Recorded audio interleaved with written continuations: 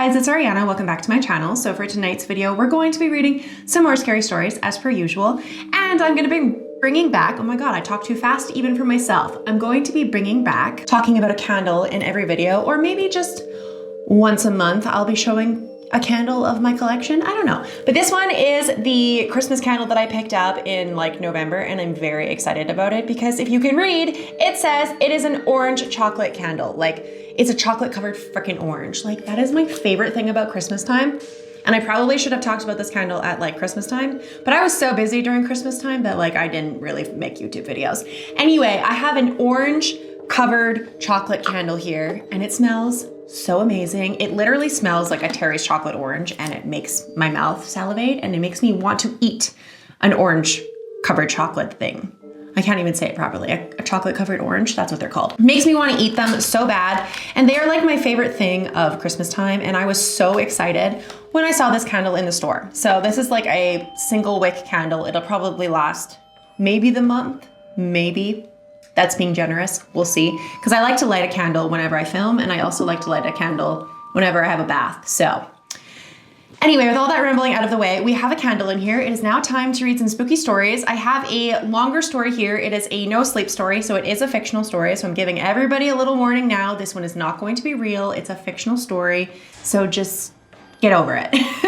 I'm really excited to read it because it's been saved in my messages to myself for a couple of months, and it looks interesting and it looks spooky, so I'm excited to jump into it. I also would like to know if you guys would like me to do more of the old style videos that I used to do. I used to do videos where I basically did tests on certain products just to see how it reacted with my skin, to see what my opinion was, and just to like get a review done. So I have a bunch of products that I would like to test, but I'm curious with my newer audience because we have 13,000 subscribers here now. So thank you so much for subscribing. But I'm curious if you guys are just interested in spooky content, or if you guys would be interested in a sprinkle of that type of content, because I do have like some bubble bath products that I would like to test, and just some other random products that I find in my lifetime that I would like to do like a month-long video on, or just a review video on. So let me know in my comment section down below if you guys would be interested in that form of content, because I can definitely bring some of those videos back as well. So with all of that out of the way, let's jump into this spooky story. So this is from the No Sleep section. It is from the Reddit author Specialist-Tree-1998, and it's titled, I work at a national park that doesn't exist. Hi, my name is Ranger Jackson, and welcome to the national park that somehow doesn't exist. That's what I greet all of my tour guests with, though technically it's not true. I work as the only tour guide at the aptly named Forest National Park, though we usually just call it the Forest. And it does exist. In fact, if you've ever been near the western half of Canada, you visited the park and probably even met me. But the moment you left, poof, memory gone. Why? Well, I'm not a scientist, so I don't know what to tell you. But it just has that effect. Outside of the park, no one except the government knows about it. Yet it has this draw that brings in thousands of tourists every single year. In order to keep these tourists from getting lost, they need a small group of people to live here full-time to keep things in check. I'm one of those full-timers, and I've been here for well over a decade now. We just got the internet here about a month ago, and I've been trying to figure it out in my spare time. Well, got the internet, we've been asking for it for years, but our manager Julie is a stickler and only gives us the absolute necessities we need once a month. Julie walks out to the edge of the park and speaks to someone on the outside with a two-way radio. Then, a week later, in come the government with a truck full of provisions. We've tried asking them for stuff, but since the transit government guy doesn't remember we exist, much less our requests, it's a futile effort. Luckily, some hippie with a weird satellite dish on his van showed up. He hasn't returned to his van since then, so I figured he wouldn't mind if I borrowed his stuff while he wasn't using it. Lots of people on this page have fun, scary stories, so I thought I'd share a few of my own from my time here. I guess to start, I should probably explain what exactly Forest National Park is. Forest National Park is around 50,000 acres. That only encompasses the memory effect part. The forest proper is a circular 5-mile diameter section that gets deeper the further you go into it. Literally, deeper. as the trees get taller, thicker, and block out more of the sun the further you go. We keep the edges clear so we don't accidentally wander into that part, and whenever one of our guests goes past that point, we call it a dive. And it's something I do daily. We don't measure distance traveled in there by miles or kilometers, but rather by the illuminance of wherever you are. Actual distance gets a little bit wonky inside the forest. We can walk for hours and leave only feet from where you entered, or for minutes and be miles and miles away from home. We refer to our depth in the forest by the ocean zones: sunlight, twilight, midnight, abyssal, and hadal. As you can imagine, traversing within these zones gets more dangerous the deeper you get, mostly because of the wildlife. We're kind of like Yellowstone in that way. The only things that are considered to be safe zones in there are streams, which run through all the zones. For whatever reason, distance isn't exact, and the forest is a little calmer around them. Okay, now to the story. I usually do my tours down to the East Stream because it's the easiest to traverse, but sometimes I'll have a particularly advanced group of hikers who will feel like they can take on a challenge of the North Stream. Last time I did it, it was about 1.5 years ago. A group showed up in a whole caravan of cars, dressed up in the nines of fancy hiking gear. I felt frankly underdressed in my green fleece ranger uniform and satin hat. They were very lively and enthusiastic, brimming with questions as I ran them through what the park was and what they were going to see.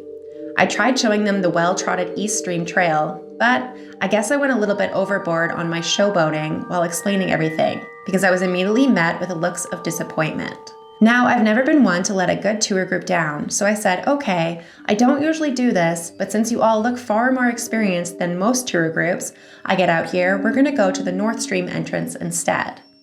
This got them excited, and we headed around the perimeter towards the North Stream. The reason why I don't usually take tours down it is for 2 reasons. First, it's much further away from the visitor center, and I'm a little bit lazy. And second, it's a thinner, steeper stream that's much more rocky than the East. It not only increases the chances of people twisting or breaking things, but at certain points there are especially steep areas that require alternate routes that go away from the stream and into the forest. Even though the detours don't leave the sightline of the stream, going any distance into the tree line on either side is risky, even in the brighter zones. Everything was fine for most of this hike. In fact, I was actually having a lot of fun with this tour group. They were telling me stories from their hiking trip that they were on in the Canadian Rockies. They had left out of Vancouver earlier that week and were stopping at every major hiking destination they could on their way to Alaska. One of the members of their group was someone they had met on one of their hikes and decided to join their caravan. He was a scrawny kid, couldn't have been barely out of his parents' house, and he was quiet, to the point of near invisibility. He stayed towards the back of the group and only spoke when spoken to. Since I wasn't very used to going down the North Stream, and by consequence didn't have natural waypoints guiding me, we went much deeper than I usually take tour groups. I was having way too much fun to notice how dark it had gotten. We were approaching another small waterfall that would require taking a detour around a tree with the trunk the width of a school bus, when the kid spoke up. Hey, can we turn around? He was jittering nervously and wore the expression of apprehension. I wasn't sure just how deep we were, so I told everyone to turn off their flashlights for a moment, and I pulled out my lux meter. It read 0.062 lux. We were deep in the twilight zone of the forest, a whole 3 lux, or about a mile deeper than I usually take anyone. Sorry guys, we have to turn around. You all got a longer tour than those tickets are worth, I told them. The group did put up some light resistance, but followed along behind me obediently. The kid no longer walked at the back, but instead right behind me. Even though we were making our way back, he seemed to be getting more scared, making whimpering noises at intervals. The forest had some weird effects on people, and it was clearly targeting him. I've had plenty of people on my tours get scared, break down crying, hallucinate, even try climbing up trees to get out of the forest. So I knew this kid was on the verge of snapping. As we approached another waterfall that would require a detour into the forest, I stopped and turned to the kid to try and calm him down. Just as I opened my mouth, the sound of cracking wood rang from the forest behind us. In what seemed like the same instant, the kid shoved me to the side, sending me sprawling into the creek.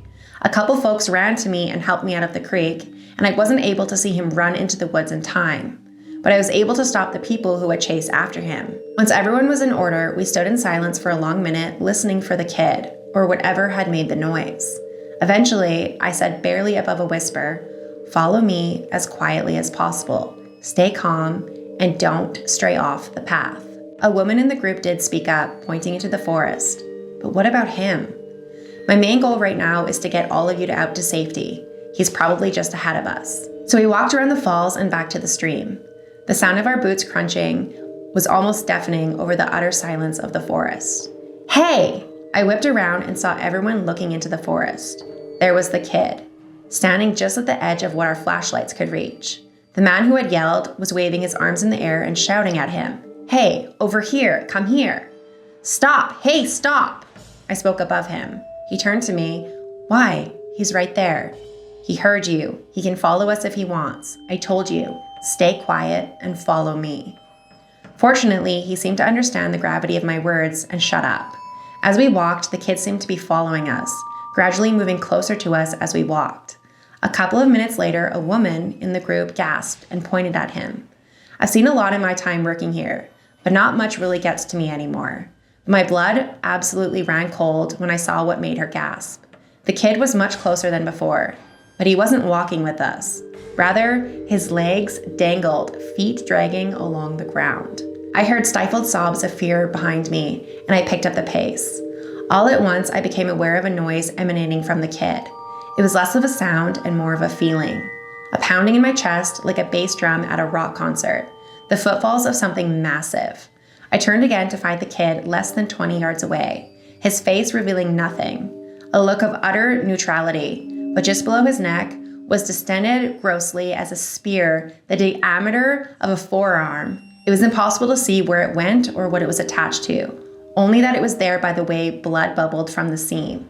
Shortly after, he turned and lifted off the ground, disappearing into the darkness above us.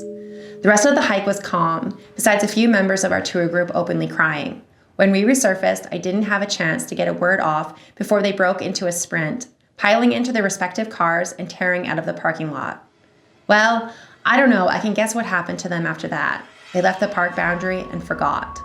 They probably think that the kid chickened out and left their caravan, completely unaware of his fate. I wish I was so lucky. The kid's car is still in the parking lot. There's a lot of cars in our parking lot at any given time. It makes us look much more busy than we actually are. I asked one of the government guys once why they don't just take them, and he said something about waiting until it doesn't look suspicious. I guess that makes sense, though I don't know why it's an issue if no one knows this place exists anyway. It's not my choice either way. I have to get back to work. I see a car pulling in now, and I think Julie would get mad if she caught me loitering around this van. I have a lot more stories, and I hope I can share some more of them here before the government guys take this van. Until next time. And that's their entire story. That one is just really weird. I found that story just to be bizarre, and I wanted to read it. So thank you so much for allowing me to read your story. That one was really freaking creepy, and I am good on never ever visiting that forest. So I have another spooky forest video to read, and it's also a no sleep story, and it's from the Reddit author Hidden Author 2022, and it's titled The Forbidden Woods. We weren't supposed to leave the town, ever. The adult said it was to protect us from the monsters outside, the things lurking in the shadows of the forbidden woods. It was a rule everyone followed, even though none of us had even seen these so-called monsters ourselves. But there was another rule everyone followed, one that made my skin crawl. You don't ask about the missing kids. It started with the runaways, the ones no one really cared about. They disappear and people would mutter things like, well, they probably moved on to the next town. But then things got worse. 2 weeks ago, the girl I liked, Emily, went missing. She wasn't forgotten. She was kind, funny, and way too smart to just vanish. When I asked around, the adults gave me the same blank stares, like her name didn't mean anything to them. Except for my friends. Nobody seemed to care. That's how we ended up sneaking out into the Forbidden Woods last night. Me, Jason, Tyler, and Lily, all 13, all stupid enough to think we could solve the mystery ourselves. We left after midnight, armed with flashlights and Jason's dad's old hunting knife. The woods were darker than I'd ever imagined. The trees stretched high, their twisted branches clawing at the moonlight. The deeper we went, the more the air seemed to hum with something wrong. We found the first one about an hour in. It was hanging in a web, something massive, spinning like trees, like a sick parody of a hammock. At first, I thought it was an animal, but as we got closer, I realized it was a person. Or at least, it used to be. Its body was thin, unnaturally stretched, like its bones had been snapped and resembled by someone who didn't know what a human was supposed to look like.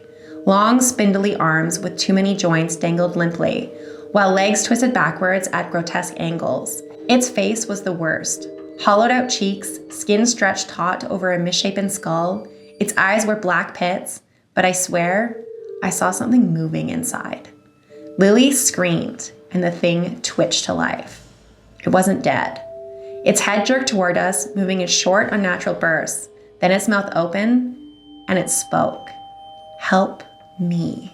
The voice was garbled, like it had forgotten how to use words. Jason grabbed Lily and pulled her back, but I couldn't move. I couldn't look away. Then it started crawling.